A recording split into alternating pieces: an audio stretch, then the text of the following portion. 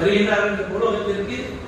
அப்படி அவதாரம் செய்த அந்த குழந்தை எத்தகைய மகிமைகளை எல்லாம் உள்ளடக்கி கொண்டு வருகிறது என்று சொன்னால்,